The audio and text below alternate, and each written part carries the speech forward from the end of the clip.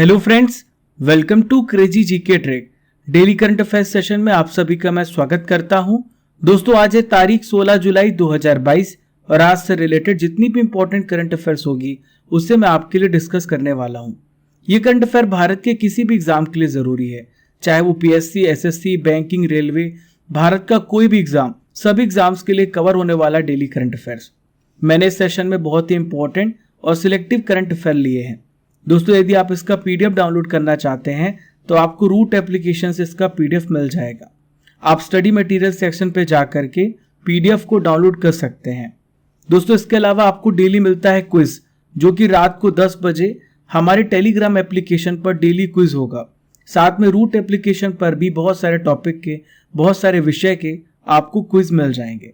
देखिए फ्रेंड्स, एक विजेता सपने देखने वाला होता है जो कभी भी अपने लक्ष्य को छोड़ता नहीं है बल्कि उसे पूरा करता है। देखिए फ्रेंड्स, आज का सबसे पहला इंपॉर्टेंट करंट अफेयर्स आप सभी के सामने रहा। तो देखिए, पहला प्रश्न ये रहा, हाल ही में वर्ल्ड एथलेटिक्स चैंपियनशिप 2022 का आयोजन किस देश में शुरू हुआ है? तो दोस्तों, इसका आयोजन शुरू हुआ है अमेरिका में। कहां पर शुरू हुआ है? अमेरिका में। वर्ल्ड एथलेटिक्स चैंपियनशिप का 18th एडिशन शुरू हुआ है 15 जुलाई से ओरेगन, संयुक्त राज्य अमेरिका में। देखिए फ्रेंड्स, 2021 में इसका आयोजन होना था, लेकिन कोविड-19 महामारी के कारण ये नहीं हो पाया। यूक्रेन पर रूसी आक्रमण के बाद विश्व एथलेटिक्स ने हाल ही में रूस और बेलारूस के एथलीटों को भाग लेने पर रोक लगा दिया है। और भी इंपॉर्टेंट पॉइंट्स को जानते हैं वर्ल्ड एथलेटिक्स चैंपियनशिप के बारे में। देखिए, लास्ट बार इसका कहां पर आयोजन किया गया? तो लास्ट बार इसका आयोजन 2019 में किया गया। हर 2 साल में किया जाता है। 2019 में कतर की राजधानी दोहा में इसका आयोजन किया गया। वर्ल्ड एथलेटिक्स चैंपियनशिप का सबसे पहला जो संस्करण था 1983 में फिनलैंड में हुआ था। वर्ल्ड एथलेटिक्स चैंपियनशिप 2019 में सबसे अधिक मेडल किस देश ने जीते थे? तो देखिए फ्रेंड्स, याद रखिएगा, अमेरिका ने जीते थे। अमेरिका ने 29 मेडल जीते थे। देखिए फ्रेंड्स, अब आपसे ये भी पूछा जा सकता है कि वर्ल्ड एथलेटिक्स चैंपियनशिप 2023 का आयोजन कहां पर होगा? हंगरी की कैपिटल बुडापेस्ट में। और 2025 में इसका आयोजन जापान की कैपिटल टोक्यो में किया जाएगा। देखिए फ्रेंड्स, दूसरा महत्वपूर्ण प्रश्न आप सभी के सामने ये रहा, अपनी इंटरनेट सेवा शुरू करने वाला भारत का पहला राज्य कौन बना है? Which has become the first state in India to start its own internet service? तो दोस्तों, हाल ही में केरल राज्य ने अपनी इंटरनेट सेवा शुरू कर दी है। ये किसने स्टार्ट किया है? तो Kerala fibre optic networks limited. किसने स्टार्ट किया friends? Kerala fibre optic networks limited ने। दूर संचार विभाग से इंटरनेट सेवा प्रदाता, इसे लाइसेंस मिल गया है। अभी हर नागरिक को इंटरनेट सेवा मुहैया कराएगा, इंटरनेट सेवा सुनिश्चित कराएगा। केरल के प्रेजेंट में मुख्यमंत्री कौन है? पिनराई विजयन है। इन्होंने ये जानकारी ट्विटर पे दी है। देखिए फ्रेंड्स, यहाँ पे हमने बात की केरल राज्य की, तो आइए जानते हैं केरल राज्य से रिलेटेड इंपॉर्टेंट जीके फैक्ट्स को, जो आने वाले एग्जाम्स के लिए बहुत जरूरी है। सबसे पहले देखिए, केरल की स्थापना कब हुई है? तो केरल की स्थापना हुई है 1 नवंबर 1956 को। कब हुई है? 1 नवंबर 1956 को हुई है। केरल की कैपिटल क्या है? तिरुवनंतपुरम। केरल की राजकीय भाषा क्या है? तो केरल की राजकीय भाषा है मलयालम और तमिल। ठीक है, याद रहेगा, तमिल और मलयालम यहाँ की राजकीय भाषा है। देखिए फ्रेंड्स, केरल का राजकीय पशु कौन सा है? तो केरल का राजकीय पशु है हाथी। केरल का राजकीय फूल क्या है? तो इसका नाम है कानी कुन्ना। क्या नाम है? कानी कुन्ना यहाँ का राजकीय फूल है, स्टेट फ्लावर है। दोस्तों, हम बात करेंगे केरल का राजकीय पेड़। तो केरल का राजकीय पेड़ नारियल है। केरल का राजकीय पक्षी ग्रेट हॉर्न बिल है। दोस्तों, केरल राज्य की जो सीमाएं हैं किन किन राज्यों को छूती है? तो ऊपर देखिए, यहाँ पर है कर्नाटक राज्य और यहाँ पर है तमिलनाडु। 2 राज्यों के साथ केरल राज्य की सीमाएं छूती हैं। केरल के प्रमुख लोक नृत्य की बात करें तो कथकली, ओडम, मोहिनीअट्टम, कलियट्टम, पादियानी। केरल की प्रमुख नदियां हैं कावेरी, पेरियार, पंपा, मणिमाला और नेन्नार। थर्ड इंपॉर्टेंट करंट अफेयर्स ये रहा, शोहिदुल इस्लाम किस देश के क्रिकेटर हैं जिन्हें डोपिंग उल्लंघन करने पर 10 महीने का प्रतिबंध लगाया गया है?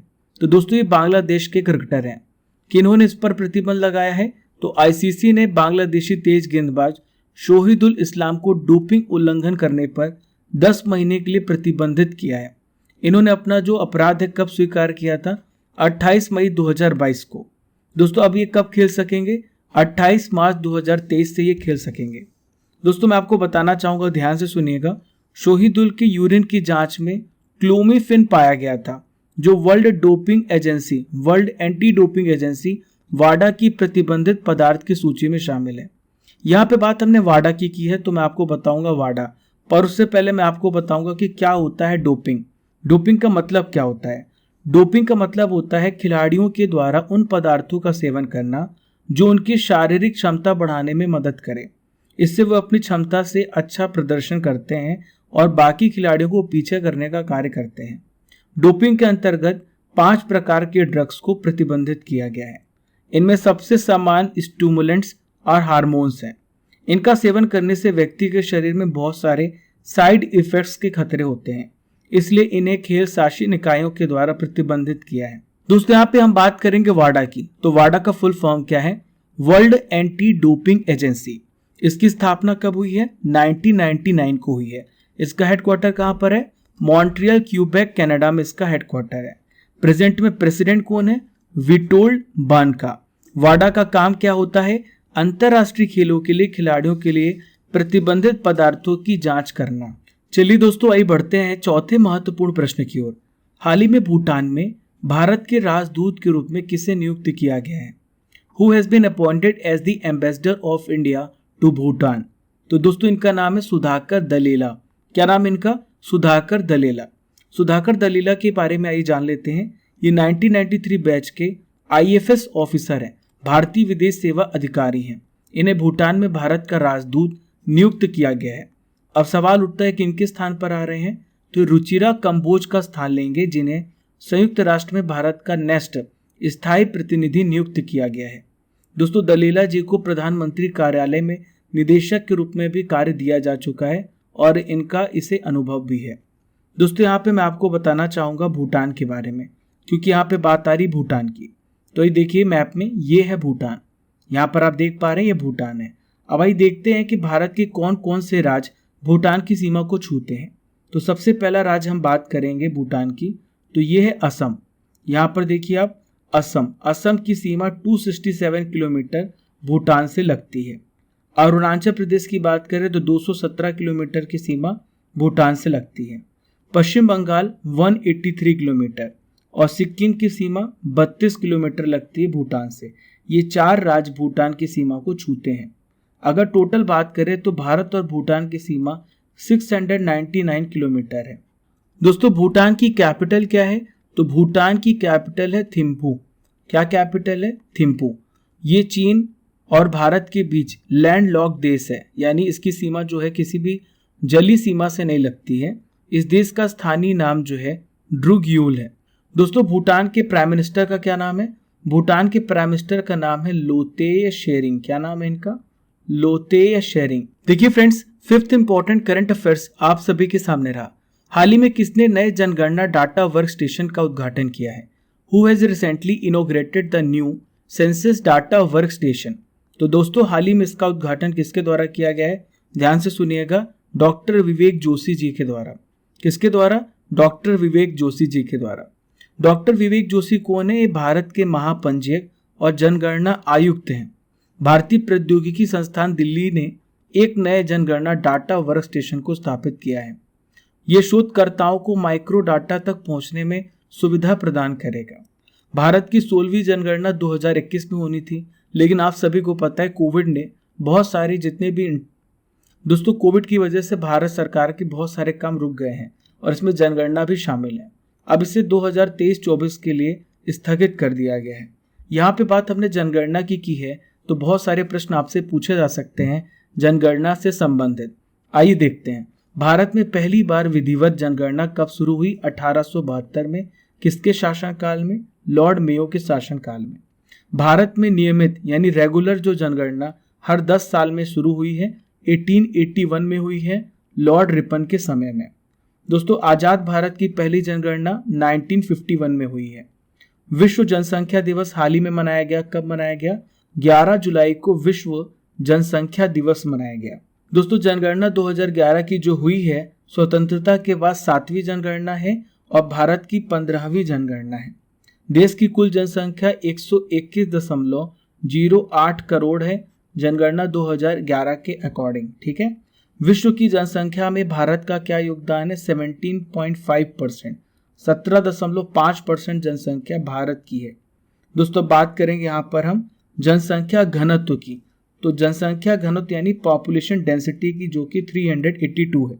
लिंग अनुपात कितना है? 943। कितना है? 943 है। ठीक है। डियर स्टूडेंट्स, आप सभी के लिए एक इंपॉर्टेंट जानकारी है, बिग अनाउंसमेंट है। दोस्तों रजिस्ट्रेशन ओपन किए गए हैं बहुत सारे बैचेस जो कि हमारे रूट एप्लीकेशन पर चल रहे हैं, जैसे polity batch, arithmetic batch, science batch, history batch और ज्योग्राफी बैच, जो कि भारत के लगभग सब एग्जाम के लिए डिजाइन किए गए हैं। आपको रूट एप्लीकेशन को डाउनलोड करना है और वहां पर आपको रजिस्टर करना है।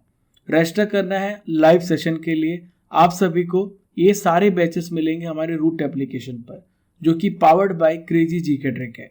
तो दोस्तों अभी जाएं और लिंक पे दिया गया है रूट एप्लीकेशन का लिंक, डाउनलोड करके अपनी क्लासेस को स्टार्ट करें। दोस्तों सर्वाधिक जनसंख्या वाला राज्य कौन सा है? उत्तर प्रदेश। सर्वाधिक जनसंख्या वाला राज्य उत्तर प्रदेश है।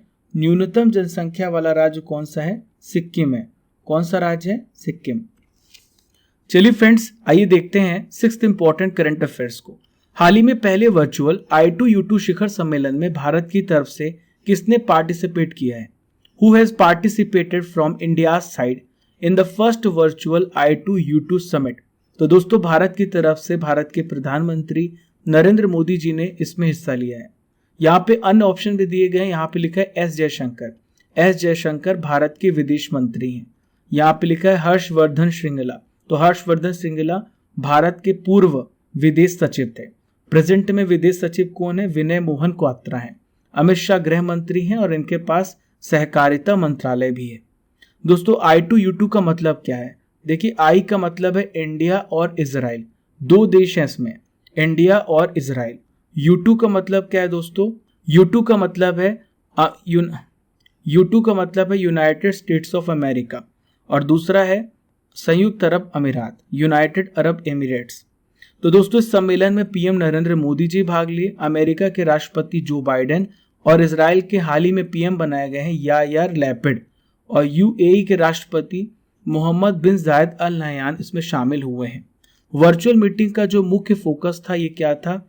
The food security crisis and clean energy. संयुक्त अरब अमीरात ने दक्षिण एशिया और मध्य पूर्व में, दोस्तों संयुक्त अरब अमीरात ने दक्षिण एशिया और मध्य पूर्व में फूड इनसिक्योरिटी से निपटने में मदद करने के लिए पूरे भारत में इंटीग्रेटेड फूड पार्क्स की एक सीरीज विकसित करने के लिए $2 बिलियन अमेरिकी डॉलर को निवेश की घोषणा की है। I2U2 समूह की जो परिकल्पना कब की गई थी? 18 अक्टूबर 2021 को। दोस्तों आज की सबसे पहली नॉलेज फैक्ट्री आप सभी के सामने रही। हाल ही में प्रदान किए गए इंपॉर्टेंट पुरस्कारों के बारे में आइए जानते हैं। हाल ही में प्रोफेसर दीपक धर को बोल्ट्जमैन मेडल से सम्मानित किया गया। हाल ही में पुष्पा द राइस को DPIFFA यानी Dadasaheb Phalke international film festival award film of the year award दिया। हाल ही में शेर शाह को सर्वश्रेष्ठ फिल्म पुरस्कार दिया गया है DPIFFA समारोह में। हाल ही में Sandeep Bakhshi business standards bankers of the year 2020-21 घोषित किए गए हैं। नितिन गडकरी जी ये कौन से मंत्री हैं आपको कमेंट बॉक्स पे बताना है। इन्हें हाल ही में माधव राव लिमये पुरस्कार से सम्मानित किया गया। स्पिरिट ऑफ क्रिकेट अवार्ड 2021 से हाल ही में डेरिल मिशेल को सम्मानित किया गया है। देखिए friends, seventh important current affairs आप सभी के सामने रहा। हाल ही में बर्मिंघम विश्व खेल 2022 में अभिषेक वर्मा और ज्योति सुरेखा वेन्नम ने कौन सा मेडल जीता है? तो दोस्तों इन दोनों ने कौन सा मेडल जीता है? हाल ही में इन्होंने गोल्ड मेडल हासिल किया है और भारत के लिए बहुत बड़ी जीत हासिल हुई है। एशियाई खेलों के तीरंदाजी स्वर्ण विजेता हैं। इनका नाम है अभिषेक वर्मा और ज्योति सुरेखा वेन्नम। इन्होंने यूएसए में विश्व खेल 2022 में कांस्य पदक जीता। दोनों की जोड़ी ने मैक्सिको को हराया है। दोस्तों अभिषेक वर्मा और ज्योति सुरेखा वेन्नम ने पेरिस में तीरंदाजी विश्व कप में भी गोल्ड मेडल जीता था। बर्मिंघम विश्व खेल का आयोजन कहां पर हो रहा है? बर्मिंघम अल्बामा यूएसए में इसका आयोजन किया जा रहा है। वर्ल्ड गेम्स की शुरुआत कब से हुई है? वर्ल्ड गेम्स की शुरुआत 1981 में की गई। 2022 में इन खेलों का आयोजन बर्मिंघम अमेरिका में किया जा रहा है। 2025 में कहां पर होगा? 2025 में इसका आयोजन चाइना में होगा। कहां पर होगा? चाइना में। 2022 में भारत ने तीरंदाजी में वर्ल्ड गेम्स में पहला मेडल जीता है। देखिए फ्रेंड्स, 8वां महत्वपूर्ण प्रश्न आप सभी के सामने रहा। हाल ही में साइबर सुरक्षा में सहयोग पर बिम्स्टेक विशेषज्ञ समूह की बैठक कहां पर शुरू हुई है? तो दोस्तों, इस मीटिंग की जो शुरुआत की गई कहां पर? न्यू दिल्ली में की गई है। भारत सरकार के राष्ट्रीय सुरक्षा परिषद सचिवालय के द्वारा नई दिल्ली में साइबर सुरक्षा सहयोग पर बिम्स्टेक विशेषज्ञ समूह की 2 दिन की बैठक आयोजित की जा रही है। दोस्तों, इस बैठक के लिए पहले से डिसीजन हुआ था। मार्च 2019 में बैंकॉक में आयोजित की गई थी। बिम्स्टेक राष्ट्रीय सुरक्षा प्रमुखों के सम्मेलन के दौरान ये सहमति हुई थी। दोस्तों, इस बैठक में पहले से फैसला लिया गया था कि साइबर सुरक्षा सहयोग के लिए नई दिल्ली में इसका आयोजन किया जाएगा। दोस्तों, मैं आपकी जानकारी के लिए बता दूं, साइबर सुरक्षा के लिए national coordinator lieutenant general Rajesh Pant बैठक की अध्यक्षता करेंगे। अब यहाँ पे बात आ रही बिम्स्टेक की, तो ये बिम्स्टेक से रिलेटेड सारे प्रश्नों को कवर करते हैं जो आने वाले एग्जाम्स के लिए जरूरी है। सबसे पहले देखिए कि बिम्स्टेक में कितने देश शामिल हैं। तो बिम्स्टेक में 7 देश शामिल हैं। एक एक करके मैं आपको बता रहा हूं। पहला इंडिया है, दूसरा नेपाल, तीसरा है भूटान, चौथा है बांग्लादेश, 5वां श्रीलंका है, 6वां म्यांमार है और 7वां है थाईलैंड। इसमें 7 देश शामिल हैं। 7 सदस्यों में 5 दक्षिण एशिया से हैं। ठीक है, आपको क्लियर हो गया। 1997 में बैंकॉक घोषणा के माध्यम से ये अस्तित्व में आया था। इसका मेन मोटिव क्या है? इसका मोटिव है इस क्षेत्र में तीव्र गति से इकोनॉमिक डेवलपमेंट करना, आर्थिक विकास करना इसका मेन मोटिव है। देखिए, बिम्स्टेक का फुल फॉर्म क्या है, मैं बोल रहा हूं, आप लिखिएगा। Bay of Bengal initiative for multi sectoral technical and economic cooperation. फिर से मैं बोल रहा हूं, bay of Bengal initiative for multi sectoral technical and economic cooperation. देखिए दोस्तों, 9th important current affairs era, very very important question, ध्यान से सुनिएगा। स्किल इंडिया कार्यक्रम की 7वीं वर्षगांठ कब मनाई गई? When is 7th anniversary of skill India programme celebrated? तो दोस्तों, हाल ही में 15 जुलाई को मनाई गई स्किल इंडिया कार्यक्रम की 7वीं वर्षगांठ। दोस्तों, स्किल इंडिया कार्यक्रम की स्थापना कब हुई है? 2015 में स्किल इंडिया कार्यक्रम की स्थापना हुई है। दोस्तों, इस योजना को क्या कहा जाता है? राष्ट्रीय कौशल विकास मिशन भी कहा जाता है। इसका उद्देश्य है जो भारतीय युवा हैं, जो इंडियन यूथ हैं, उनको उद्योग से संबंधित, इंडस्ट्री से रिलेटेड कौशल प्रशिक्षण देना, यानी उनको स्किल प्रोवाइड करना, स्किल ट्रेनिंग देना, ताकि वो कमा सके, ताकि अपने परिवार को चला सके और अपने पैर पर वो खड़े हो सके। तो भारत सरकार बहुत सारे युवाओं को ट्रेनिंग दे रही है ताकि उनके अंदर स्किल डेवलप हो और हर जगह रोजगार का सृजन किया जाए। दोस्तों, यहाँ पे हमने बात की दिवस की, तो आइए मैं आपको बता देता हूँ जुलाई से रिलेटेड इंपॉर्टेंट दिवस के बारे में। तो देखिए, 1 जुलाई को मनाया जाता है राष्ट्रीय चिकित्सक दिवस। ठीक है, 1 जुलाई को एक और दिवस मनाया जाता है जीएसटी डे। 2017 को जीएसटी लागू हुआ था 1 जुलाई को, तब से 1 जुलाई को हर साल जीएसटी डे मनाया जाता है। 4 जुलाई को अमेरिकी स्वतंत्रता दिवस मनाया जाता है। 6 जुलाई को मनाया जाता है विश्व जुनूस दिवस। क्या मनाया जाता है? विश्व जुनूसिस दिवस। देखिए फ्रेंड्स, नेक्स्ट है वर्ल्ड पॉपुलेशन डे, 11 जुलाई को मनाया जाता है।